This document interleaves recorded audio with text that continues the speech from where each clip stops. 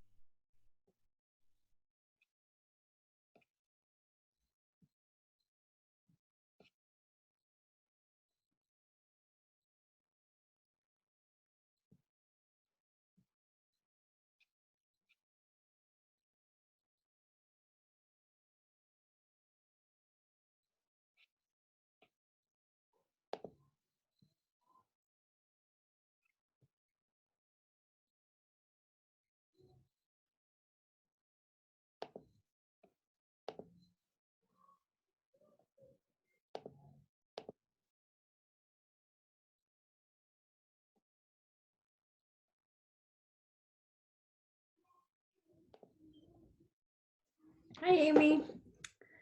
Hi, Ashley. Hi, Juliana. Sorry, I've just been doing other things on the side.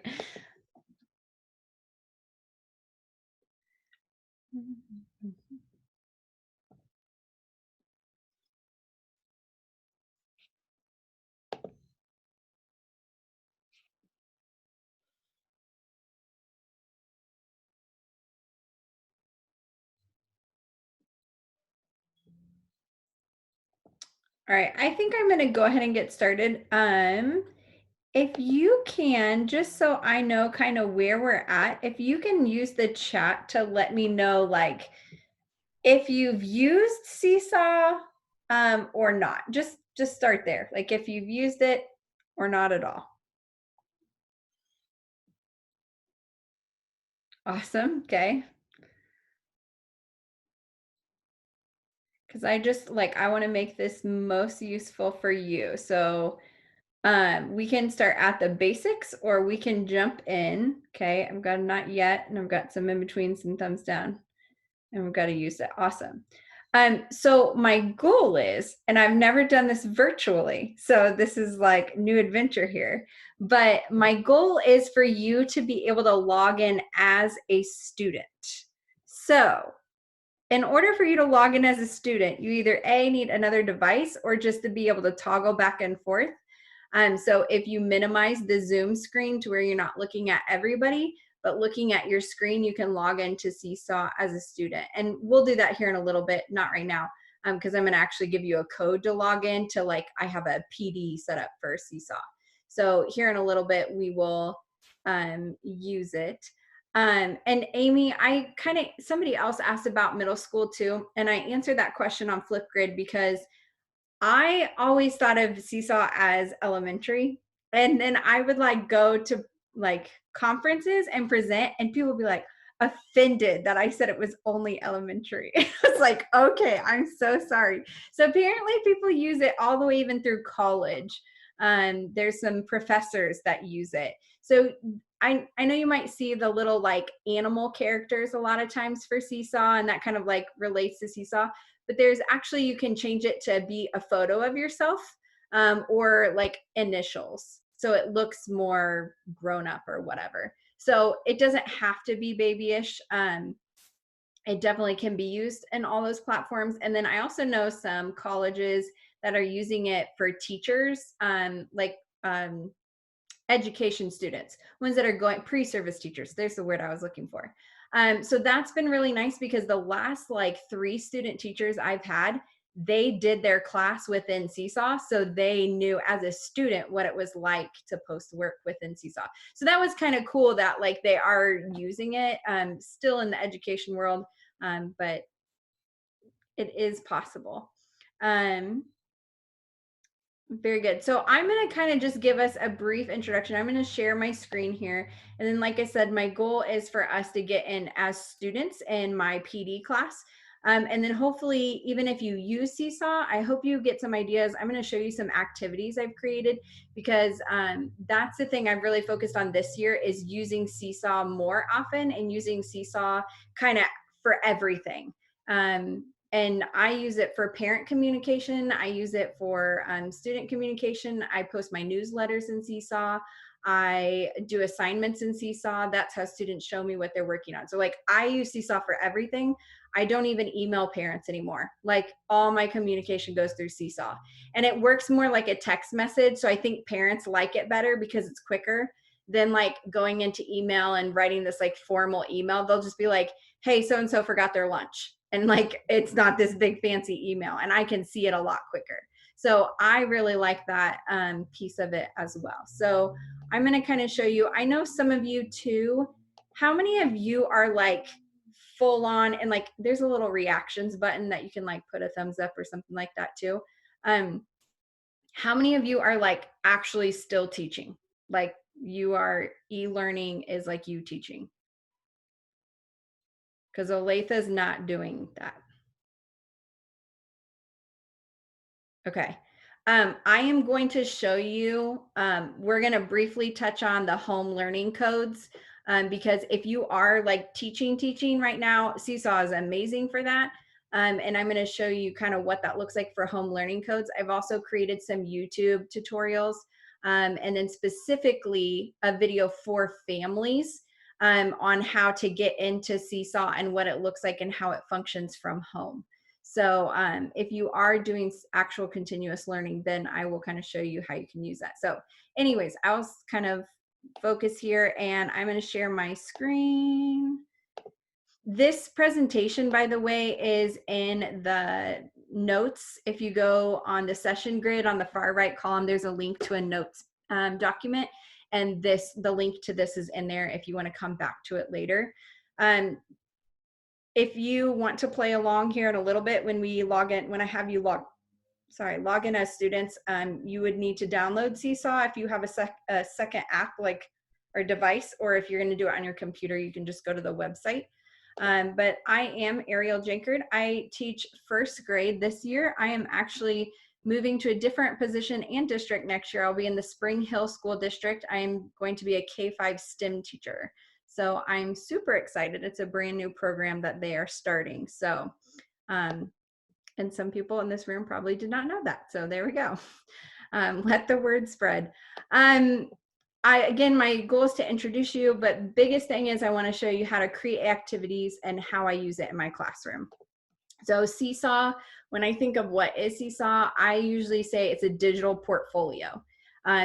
Kids show their learning from the beginning of the year all the way to the end of the year. They're adding a variety of different things that we'll look at today. What the cool thing is, at the end of the year, when you archive your class, it automatically sends an email to the parents and says, would you like to download your child's portfolio?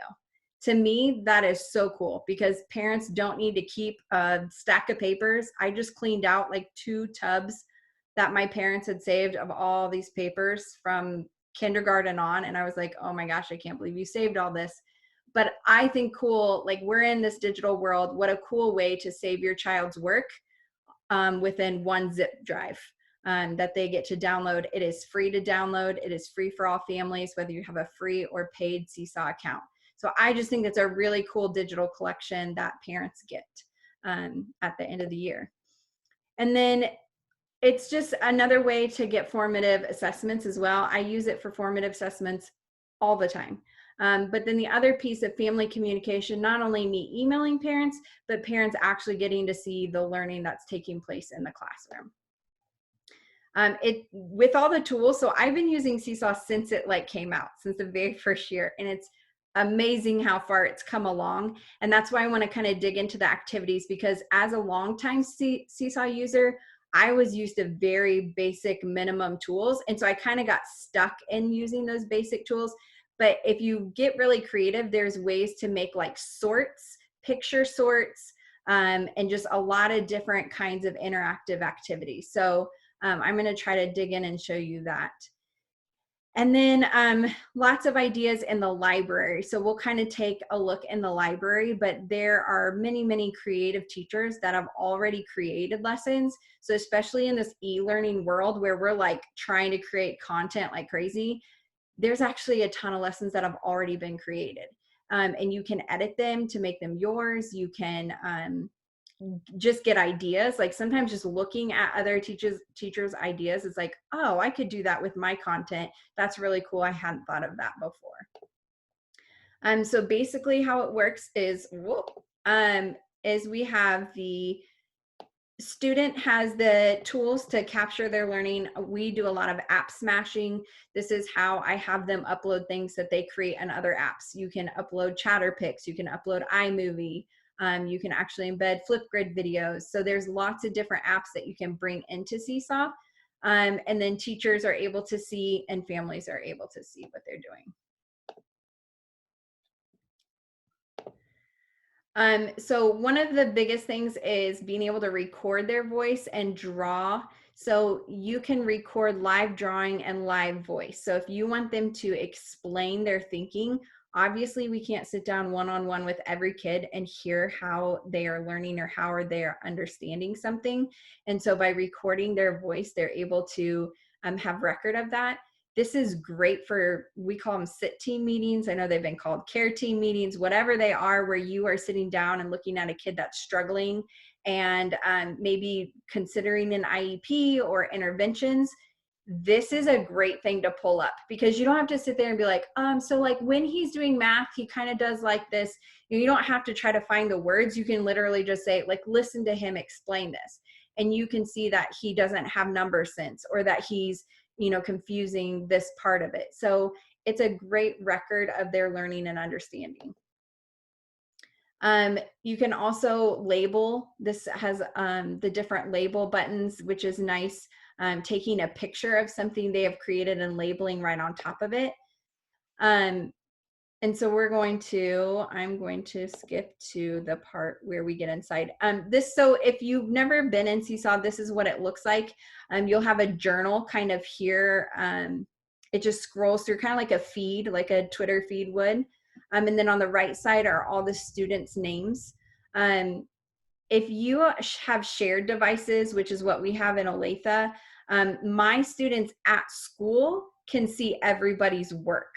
So we have this open and they have to tag their own name.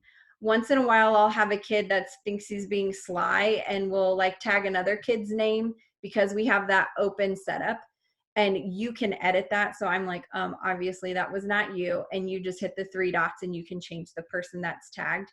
If you are one-to-one devices, you can set it up that way to where they log in each time. So that would be lovely. If someday Olathe is one-to-one, that would be great. But this is kind of our only option. At home, the parent connection, they can only see their child's work. So you don't have to worry about like what's being posted. If it is only tagged to their name, their parents are not going to see other kids' work. So that's kind of a thing people get really nervous about. Even parents are like, well, wait a minute, like, is my kid's work and other people? No, it's just your kid's work. So we're going to go in as a class. So I'm going to switch here and I am going to share this with you. Sorry, I'm like moving this little Zoom thing around so I'm going to, wow, I need to work on my Zoom skills apparently. It won't let me, never mind.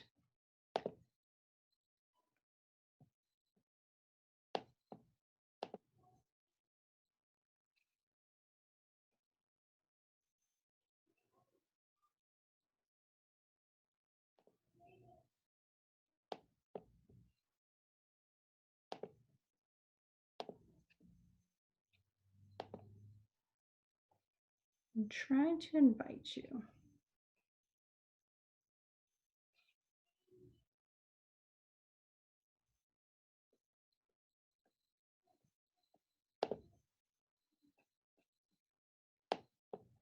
Okay, I really need my Zoom thing to go away. I'm going to minimize this for just a second because I need you. If you have any questions, feel free to drop them in and I will take a look at it in just a second.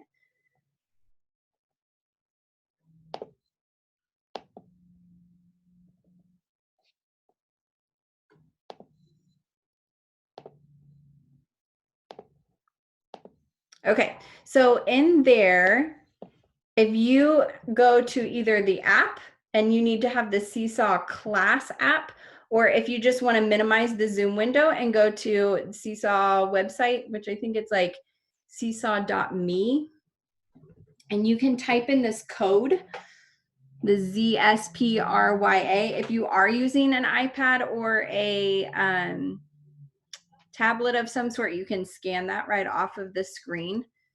And then I'm going to have you do some activities within here.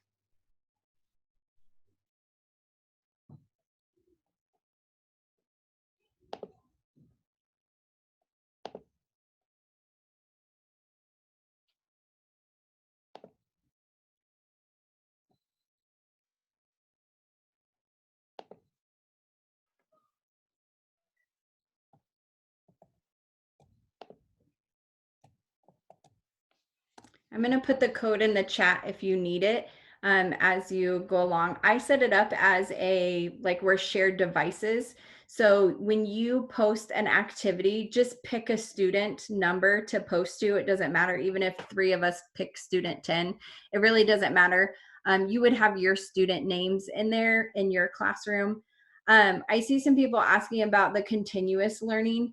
The only thing that's really different about continuous learning, instead of giving like this code or individual sign-ons, you're actually going to hit this button right here. They've already got it set up. You just click Get Home Learning Codes, and it will give a code for each student and or a QR code. But like I found most kids don't have printers at home or any way for them to print the QR code. So they're just going to use, it's like a 9-digit code, I think, that they plug in. So we'll look at that, but essentially it functions the same. You would just tap on this and give them that code. And then, so if you are in there, if you look at kind of your buttons over here on the side, you have your journal, and that's where anything that you as a student has created would show up. If you're shared devices, then everybody's stuff is going to show there. And then activities is where, especially if you're using this for e-learning, but I use this in my class to organize assignments, is using the activities button.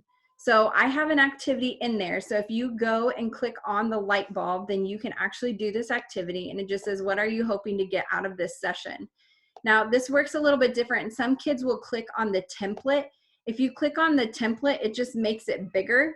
It doesn't, they can't respond. They actually have to hit this green plus sign here where it says add response. So once they click that, it will open that template. And I want you to put your picture in here. Sorry. No.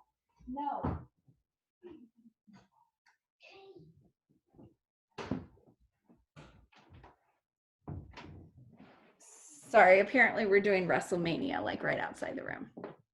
But if you can put your picture in here and then type in the window, this will kind of give us a way to use multiple different tools.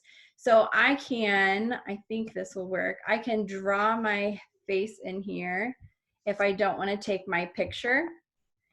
Or if you want to take your picture, you can hit on the three, or just the camera right there, and you can take a photo of yourself. I don't know if it'll let me with Zoom. No, because I'm on the other side. But you could take a picture of yourself, and then that will insert in there as well.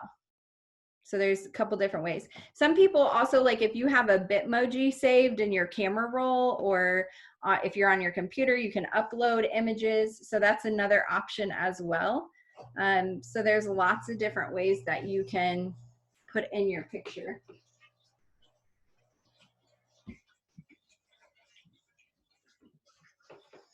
And then if you want to use the type tool, I like my kids to type their responses a lot of times because it's easier to read. First graders writing with their finger on an iPad doesn't usually turn out so well. So I'm looking for new ideas for activities. And then you can post that over there. So then when kids are done, and there's lots of different styling things, if you want to play around with this, hitting the three dots below, they can hit the different style button and it will change. They can change the colors, and they can slide that in there. So creating a template, like me putting in that cloud, a lot of times helps the kids kind of give them some kind of organization tool for what you're wanting them to do. You can upload those in like a image file, like a PNG or JPEG. I think now just recently you can edit on top of a PDF. You used to have to change PDFs to an image, but I think you can edit now on top of a PDF too. And then whenever the students are done, they just click the green check mark up in the right-hand corner. And I think because I'm the teacher, I didn't have to pick select my student, but if you are in, you would need to, it would then ask you like, who are you? And you would have to select the student number on the side there. So that's how, if you have an activity set up already, that they would access that. I like the activities because you can give the directions there. When you create an activity, you can record your voice. So if you need to record your directions because you're afraid they won't be able to read the directions, that is an option. You can also embed links. So what that means is you can embed like a YouTube video or a video of you teaching. So if you want to put your mini lesson right there with the assignment and the directions, you can say, watch the video of Mrs. Jankord teaching da-da-da, and then do these things. So you can embed, it's kind of like Google Classroom where you can create this entire assignment with the content there, all in one activity, and then they just post their response right below it. Let me go and we'll go to the library. So anybody can browse the activity library here, and just kind of showing you there are tons of, I mean, trending searches is home learning, remote learning right now, of course, but you can also go by grade level. So if I want first grade, and then I can pick out of all these subjects. So maybe I want something in history. Here are lessons that have already been created by educators. This is an example of one that has a video. So here's a link to a video that the students can watch, that they just tap on the link. And then here's the template. So it has Martin Luther King Jr.'s head there. And then the directions are to use at least 5 words to describe Martin Luther King Jr. So after watching the video, then they can add those words around his head, and then you would see everybody's response under there. So that's kind of an example that kind of has everything in one lesson. I'm going to show you one that I created in my library. This was a drag and drop. So this is where like I started getting more creative, and I'll go ahead and assign this if you guys want to check this one out. It's in under the light bulb now. So I'm going to go back to there so I can show you how this works. But for especially the younger kids, they need like a drag and drop. We do a lot of sorting. And so you insert these as images. Well, that was not what I wanted to do. And as long as they tap the finger, then they can sort these things. So where did this food come from? It came from a plant, and they can sort all of these things that are in here. Now, when I put these in here, I put them as individual files. So this plants and animals sort is a background image. And then I inserted all these files so that they can just drag and drop them. So I think that that's one of those things that like a lot of our e-learning, I feel like, is very stagnant, right? It's really hard to get things where kids can manipulate and move things. It's like they either have to draw it from scratch, or you know, they're taking in information. And so I loved kind of exploring these different activities where kids could move a little bit more.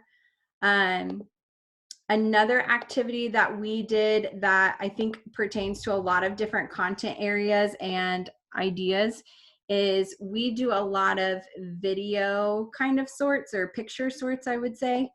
So this is another example. So we created a template, and I say we because I had a student teacher and we created a lot of these together. But we were working on place value with money. So they had dimes and pennies. So they had a bag of dimes and pennies. We were in the physical classroom to do this.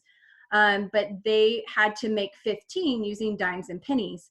And then they took a picture of that, and then they added that picture under that section, if that makes sense. So kind of show you how that would work. So they have this template, and then we gave the directions, and then they took a picture. So once they got their dime and pennies, then they took a picture of it there on the table, and then they put that picture under that number. And if you didn't, I mean, like thinking here, like I could draw on this too. We were just trying to think of like other ways, and like if they had manipulatives and stuff, what would that look like in kind of a different way? But you could easily just draw on this as well. So maybe they label this as a dime. And I'm going to grab my pen because that's painful. And they could label these as pennies. But then you're getting multiple on one page here. So a lot of when I create activities is thinking about the template that I want them to work from. If you have Seesaw Plus, you can have multiple slides. So over on the far right side where I just have one slide up here, you can have up to 20 pages. So it's kind of a benefit of the paid version. I've had the free version for many, many years, and it's never been an issue to have the paid version. But if you have the money or your school is willing to do it, there are some benefits to doing that. I think the code is in there. I was just checking the chat. Sorry, when in screen share, it's hard to see the chat at the same time. Let's see. Dun, dun, dun, dun. So I'm going to go back to my main screen. So the other thing that kids can do that they don't need to, and we'll check out some, very nice job. Another thing that they can do is they can just open post. So there's sometimes where, like, every morning my kids do STEM bins, and so they just click this green plus sign here. I don't have an activity set up.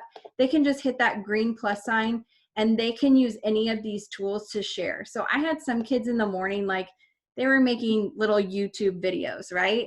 And so they just went in here and they clicked on video and they recorded themselves. So you don't have to set up an activity. If you on the fly, like you're teaching and you're like, oh man, I would rather them just like record themselves reading and Seesaw, they can go in and you don't have to set up an account. They can use any of these things. A lot of apps, when they create something like in Chatterpix, when they hit that little share button, Seesaw is an option. So when they're creating in other apps, our end goal is always upload it to Seesaw. Like my first graders know everything. They're like, do you want this in Seesaw? Yes, of course. So they're just trained that this is where all of their work goes. I sent home Seesaw. We in Olathe, we are not doing any, teachers aren't doing any curriculum. It's being pushed district-wide, the same thing. But I did send home my learning codes. I clicked on the get home learning codes for my students, and I'm not posting anything, but all of the district curriculum stuff, they're still posting what they're doing with the district curriculum on Seesaw. And that way I can comment and say like, oh, that's so cool. Like they learned about sound this last week.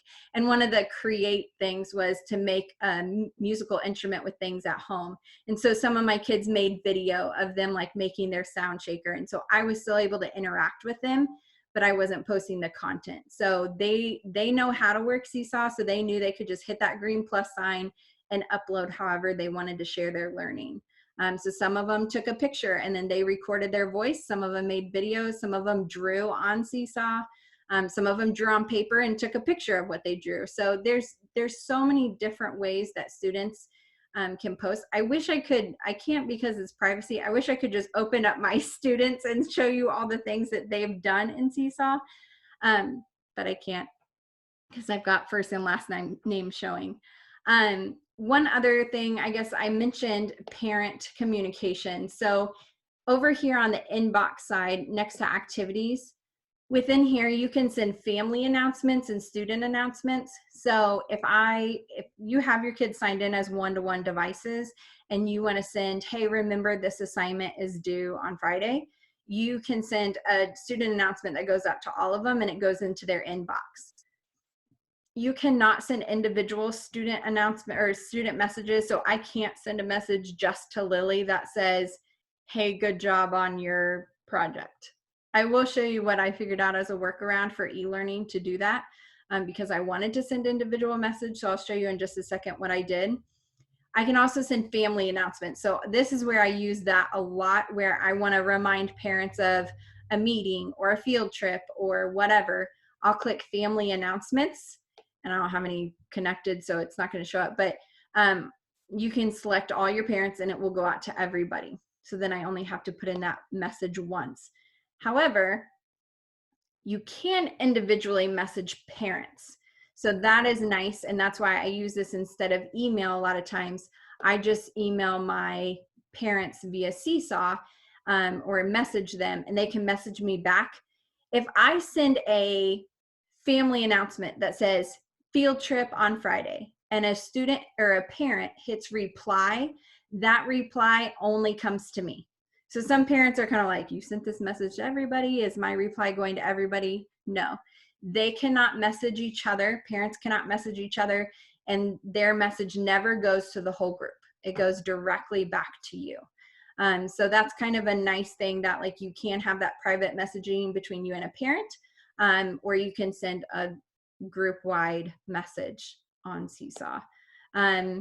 The last little bubble there is only if you have Seesaw Plus, you can upload skills or standards or however you want to word them. And then when you get into their assignments or their posts, you can actually grade them within Seesaw. And then you'll see this little graphic over here with the greens and red and yellow. That's actually like a grade for that student. When I invite You would probably invite students before parents. Somebody asked if you would invite parents first. I think you would invite the students first. If you have never used Seesaw and you're wanting to use it for e-learning, like you're going straight into e-learning, you'd essentially be sending it to the parents. Because if the students have never logged in before, it's not like they have to log in before the parents do. And actually the home learning code you're sending is a student code. So you're going to be sending it to the parents, but really they would need to log in. And then there is, once you get in here, you click on the little wrench, and that's how you invite parents. It's moving really slow, sorry. Once you hit that wrench, you can invite parents, and the parents actually use a separate app called Seesaw Home, or Seesaw Families, I think is what it's called. And so once you invite parents, then they can see, this is enable family access, and you would just turn that on, and then you can invite families and you can manage families. If they sign up online, then they will need approval from you. Yeah, Brenda. So yeah, I was the one that asked that question. I've used Seesaw in the classroom, but doing my e-learning, the continuous learning. So I think what we've been told is to use this families thing that up at the top of the screen. I've moved it now and I can't see it. So is that what I'm doing, is by giving them that code, the families, the mom, the dad, and the student can all go into one spot? So no, not really. The home learning code, they will actually need the Seesaw class app at home now. Okay. So typically, like if you were already using it, like I had to really be clear with my parents, because I'm like, you have Seesaw Family, and Okay. now you need to download Seesaw class at home. And so, because the app functions differently. And if they're only in Seesaw Family, first of all, the home learning code's not going to work. There's nowhere to put it in. But the other part of it is, when you're in Seesaw Family, it's mainly just viewing and commenting. They won't have any of the tools.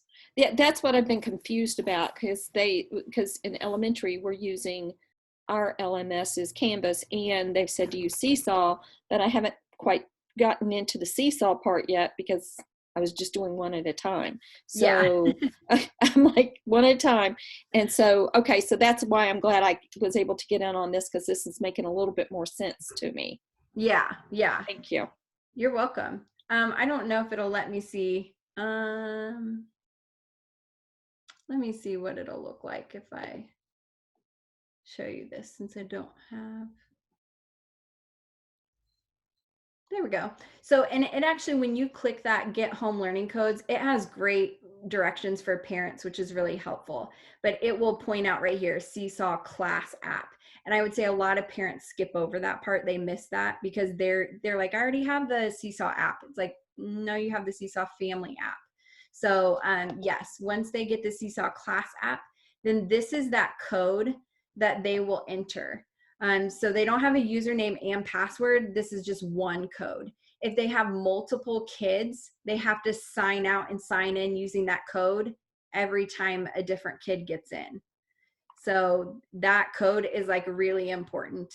It's essentially a password. Yeah. So can you show me again where you picked that up at? Yeah. So when you click that, the code, the home learning code. Yes. When you click that blue button at the top, the get home learning codes, it will open this window. And for whatever, I have multiple classes here, but like for you guys, I would hit print codes. Okay. The download codes is not helpful, in my opinion. It's like an Excel document and it's messy. So click print codes. Got it. Thank you. You're welcome. And the first page is kind of directions. It has directions for you and some tips as well. So that's kind of helpful. And then I'm going to upload in the Flipgrid under the Seesaw topic. If you go there, I'm going to upload some videos that I made for families logging in and helping them understand how Seesaw works. But there's also some other tutorials I've created for teachers as well. So if you need any of this again, or some shorter little tidbits there.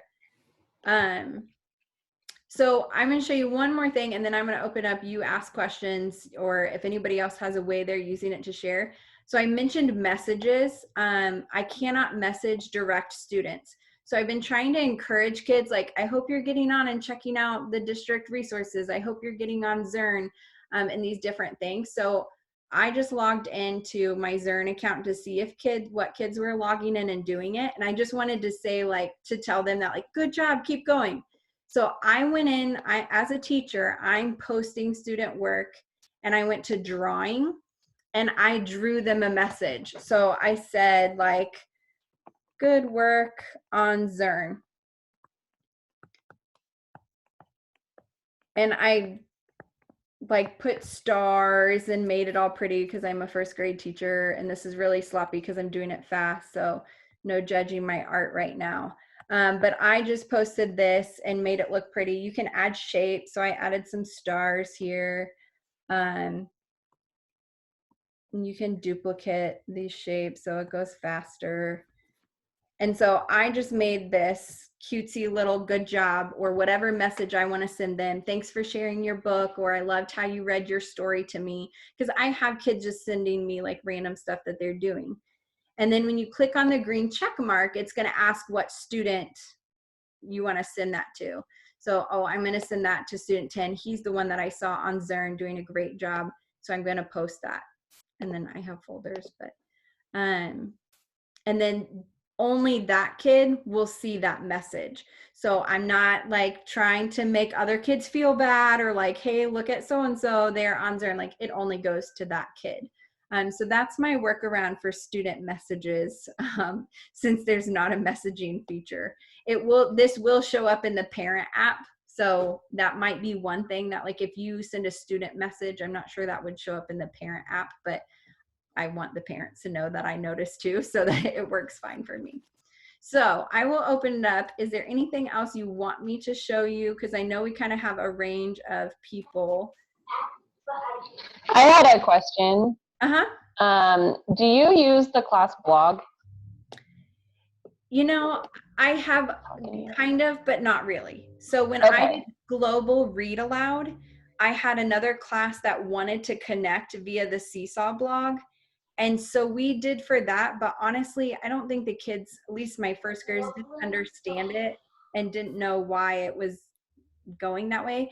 If you want your students to be publishing beyond your classroom, the Seesaw blog is the only way to do that. Okay, yeah, because I teach 5th grade, so that they would probably be able to understand it, but I just have never used it, so I didn't know anything about it. Really, you just turn it on, and I think that's under the wrench as well. You do have to turn it on, and so like enable blog, and then you set up this public blog. You come up with a name for it, and then essentially you've created a website. Of course, that's already taken. Sure. So once you have this open, you can password protect it, but now it's essentially a website.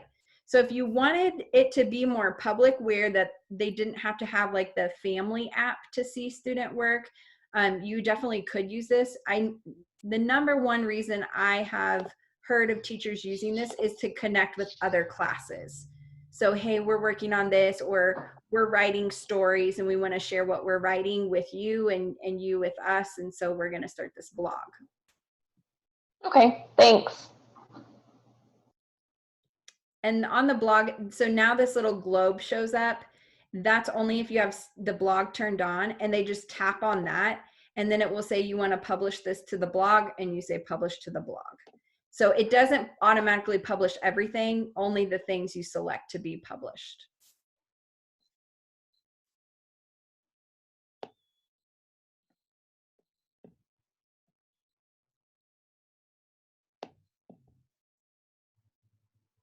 And the moderation is the one thing that I love about Seesaw, is being able to moderate posts. You have to approve everything that comes in.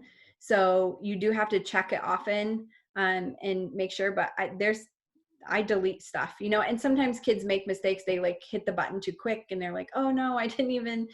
And so I can delete it, but I really like the moderation piece. Also the parent comments. This year I have had no issues. In the past, I've had some really critical parents, and I don't think the parents realize that like the other kids in the class can read those. In my situation where I have set up as shared devices, if a parent comments on one kid's work, at school, the other kids can see those comments. And so I've had some parents that I'm like, I am not approving that comment because it's just not necessary. And so I've deleted parent comments, and I tell parents ahead of time, like, I moderate your comments as well. So try to keep it positive. This isn't a place to be critical. Like, you can sit down and talk to your kid face to face if you want to tell them like how you think they could make it better. So there's another view too, a calendar view, which is kind of cool, where if you're like, oh, I want to go back and like look at something from last week on Tuesday, you can find it quicker than scrolling through the journal. So that's another view. That's like a quick way to see posts. When you look at activities, I'm going to show you the one here. This is another view. If you did an activity, I can see all my students that posted to that activity in one spot. So this is like that's another reason why I love activities, is because I can quickly see, oh yeah, she's got it. And then I can quickly like see them all in one spot. Again, not scrolling through the journal. So that's really helpful. And then even just knowing how many responses I have, like this is a quick one-stop shop of seeing who's participated. One thing too, the activities can get kind of cluttered. So if you have a bunch of activities in here, you want to make sure that after you're done with that activity, you archive it. That probably won't let me archive because nobody's done it. So I can archive the activity once students have posted. Doesn't delete it out of their journal. You can still see this. You can see the responses, but archive basically takes it out of the activity feed, and then it will move it to this folder. So I archived one already. It just gets moved here. So it gets out of it, because right now the kids can see all of this, and that can get overwhelming if there's too many activities there. You can delete from here as well. If you archive the activity, it's still in your library. So if you want to use that activity that you created this year, next year, it's still going to be there. So it'll be in your library. This is just for this class.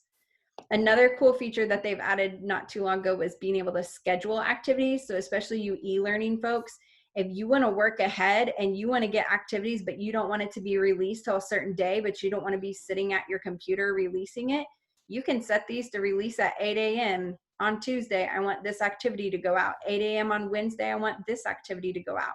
So that's another great way to kind of manage all the activities and stuff, and you can work ahead and not remember, oh, I have to post this on this day.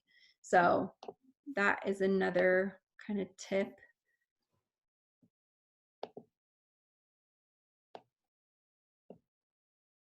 In the messaging center, like, I know I can't really show you that because I don't have any parents set up here, but in the messaging center, you can upload attachments as well. So I'll send PDFs, I'll send directions that have been sent out. So the messaging center, it works just like email. Like, you can do a lot of attaching and picture sending and that kind of thing.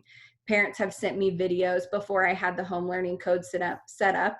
Parents were sending me videos and pictures through the message feature. So there's a lot of great features there. You can add co-teachers, so you can share class. So like, my student teacher is connected to my first grade class. She can send messages to parents. She can read messages. She can create activities, and she can look at all the work. Oh, that's a good question. So creating your own activity. So if I go to activities here, and I'm going to click Browse Activity Lab or Library, and then I'm going to go to My Library, and I can click Create New Activity. So these are all ones that I've either created or saved. So you can also save other people. So if you find something out there in the library and you like it, you click a little heart button and it will show up in your library. But if I want to create a new one, I just tap this and I can type in my activity. So I'm going to say, let's do social studies rules, and then I can type my directions here. Seesaw has a list of icons. So I'm just Googling this. It is on their Seesaw help page. If you want these little images to show up, they're essentially like codes. So when you're writing the directions, you can put these little pictures in there to help the kids follow directions. So I can say use the drawing tool to show your answer. And now because I typed in it using that code, when I click save, it's going to turn to a little camera, the little icon that's right next, or not camera, sorry, the pencil. So because I typed the code right here, it's going to show up as a pencil when I save it. So a little bit of computer science there, I guess. And then this is where you can add voice instructions. So especially if you have littles or ELL or someone that you're worried that they might need the voice instructions, you can tap on that and you just record right there in Seesaw. You can record your directions. So I just tap on that and I can record my directions, use the drawing tool to show your answer, and then it gets added on that they can hit play right there in the assignment. If you wanted to add like that, like I said, a background or something like that, you would just click this and click upload and then select something from your computer. See if I have some kind of template. Here's an exit ticket. Let's see if we can use that. So I'm going to upload the image that I want in there. This is what it's going to look like. Earlier when I had the drag and drop, that's where you could create, like I could create a drag and drop. So here's the number 8. So instead of them writing, I could have them, it's not cooperating with me. There we go. I could have all the answers like off to the side and all they have to do is drag and drop the answers. That's how I would create that. So then when I hit save, when they open this up, all they have to do is I'm going to drag and drop that right here. And so I would obviously create multiple answer choices here. See, I have another 8. And I just put them off to the side or whatever I'm wanting to do. And then when they come in, they can drag and drop those. So when I'm done creating my template and I've got this, I'm just going to hit the green check mark. And now that template is saved there. And then the last thing, I guess that's everything we've got. There should be this spot for adding a link. Maybe more options. I'm not sure where the link is. I don't know if you just add the URL, if it'll go there. Let's try that. That doesn't seem to be working. There used to be a button here for a link. I'll have to look into that. And then you hit save, and then now that's in my library. So it shows up like this. I guess there's my link, but that's not how I wanted it to show up. So then when kids want to do this, then they can drag and drop those. When you create that activity though, you have to assign it. So right now you guys can't see this activity. Just because I created it does not assign it to my students. And some teachers were getting really confused about that. I was seeing that question pop up a lot in the Facebook group for Seesaw. They were like, I created this assignment and it's not showing up. You have to click assign. And that's mainly because there's people with multiple classes. So like I have multiple classes set up. I need to tell Seesaw which one of these classes do I want to send this to. Oh, I want to send it to this class. You can assign it to multiple classes at a time if you have multiple classes, but I'm going to assign it there. If you wanted to schedule, there's where that schedule button is. So I want to schedule this to come out on Monday because we're not going to get to it until then. So I'm going to change this to 8 a.m. And so I'm going to schedule this assignment to go out on Monday at 8 a.m. and then I can click assign.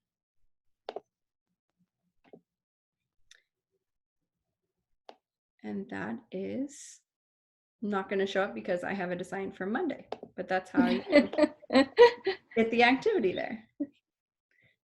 Does that answer your question on creating activities, or is there anything else? I use Canva and Google Slides to create a lot of my backgrounds. Canva I use if I want it to look real fancy, and Google Slides if I just want something simple. I do a lot of screenshotting. So if I have, like, we use Eureka for math, and I will screenshot exit tickets or screenshot part of a worksheet to create a background or to create a template for them to work off of. So those are easy ways to find templates. I was trying to see if I had a more fancy background one, but a lot of the ones you'll see in the library, they'll have like really fancy backgrounds. This is one that I screenshotted part of a PDF that I had. So I actually bought this on Teachers Pay Teachers, and then I just did a screenshot of the part that I wanted them to put on Seesaw.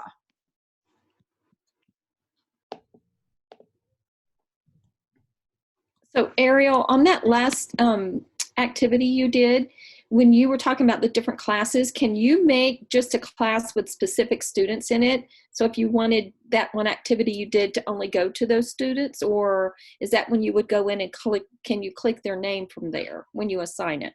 You cannot assign to specific students. So Okay. if you were wanting to really differentiate, that would be, you'd have to create separate classes for groups of kids. Okay. If they already have a Seesaw account, that might get kind of messy. Yeah. But if you were starting the beginning of the year like that, it's just hard. It's not very flexible either. You know, if you have a kid that all of a sudden they're, you know, you want them to be in another group, then you have to have like all new codes for parents and new codes. So that's a really good idea. Like Seesaw is always adding things. That's a really, really good idea for something that they could work towards adding. Because we're one-to-one during the school year, and so that would allow me to have a certain set of students, you know, say that need extensions, to go in and do something a little bit more advanced than what I've set out for everybody else, or, you know, vice versa in the other direction. So that's why I was wondering.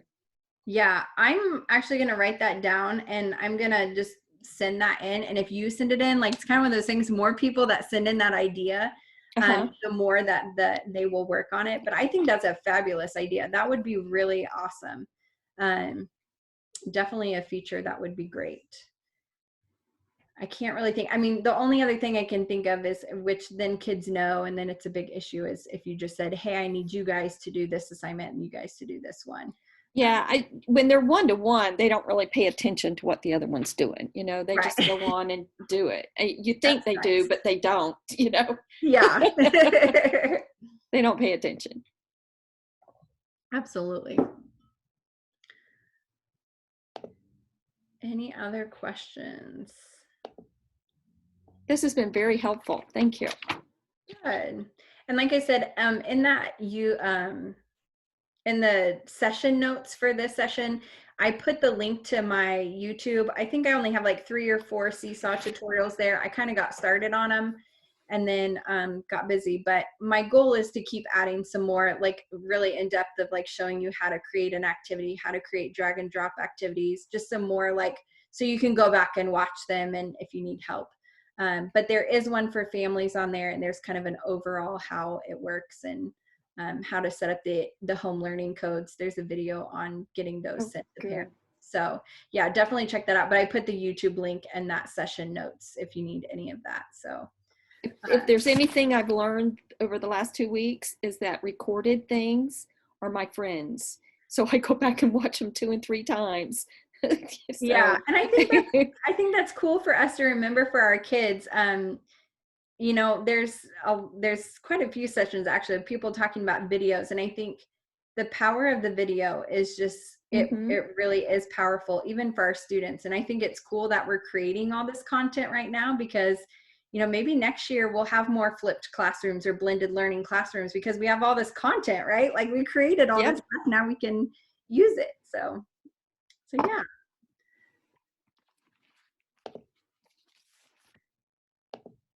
All right. If there's not anything else, I'll hang out here, but feel free to hop out if you got what you needed. And if you need anything else, feel free to stick around and I will do my best to answer your questions. I was playing with my account. I'm an early childhood special educator for Olathe, and I have my caseload in as one class, so I don't do much whole class, but I have been able to go in and assign activities to specific students on my caseload. So like when I'm downloading, I was trying to do it now just to make sure that is what I was doing. Yeah. But I went into the library, I selected an activity, and it asked if I wanted to assign it. When it hit, I don't know if I Oh, can- you know what? Where it says edit students. Yes. Oh, You can there you go. There you go. See, this is why we need everybody here. There you go, Brenda. You can just Okay. uncheck them. So Yeah, I can go in and hit edit and uncheck who I don't want to go. Okay, good. Put that Thank over you so here. much. I hadn't paid any attention to that button, so that's awesome. I just thought it meant to edit the whole class. Okay, edit Yeah. class. I think that's a new feature. I don't even remember those buttons being over there. I didn't even pay any attention to them. Edit class That's awesome. people. Well, that's even better. Thank you for bringing Yeah, it there up. you go. Now I know. Now I'm excited. We'll you so tackle much. this together, won't we? Yeah, there you go. That's exactly right. That's what this is all about. Thank you. Awesome. Thank you. Thank you. Yeah.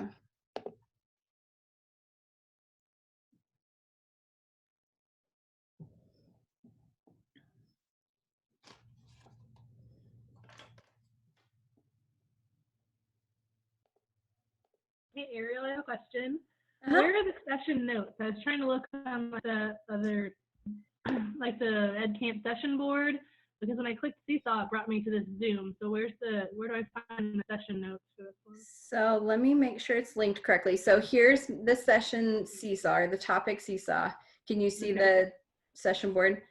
Here, yep, I'm. And then the far right column should go to Seesaw resources. Yeah. Okay. So you might have been clicking on the link in the Zoom calendar at the top. So at the very top, this is just the Zoom calendar. You have to scroll down to the sessions down below. And then the far right. Thank you. Yeah. And then you can just open that. And anybody can add to that. So like, I mean, even if you just want to type, you know, like we could write like what Lisa just shared is like you can assign, sorry, my computer's like really lagging here. Assign activities to specific, oh my goodness, students. Yeah. So I just then, did that this year. I had third graders and make sort of a book right before break or before life happened. And they read they'd choose a couple of pages from their book to read to their parents. So I could keep their books to grade them, but I wanted the parents to see what they created. So they like read the book and showed pictures that they created in Seesaw. So they really like that as well. yeah. Just a way to show off. And I like, it's cool when you do like a repeated activity, like if you have them read a book every month, or I did it every week just to manage it more easily. Like every week I want you to record yourself reading a page in a book that you're reading. It's so cool to see like from the beginning of the year to the end of the year. And that's that, you know, portfolio piece of seeing them do the same kind of activity multiple times and really seeing the growth in 1 year. But yeah, if anybody has any other resources, I did put the Seesaw help page here. They have tons of great resources. They do lots of webinars, kind of like this. So if you want to hop in, you can. And then those YouTube videos that I was talking about, and then the link to Zoom presentation that I just used kind of going through this. But if you wanted to go back through it, you can.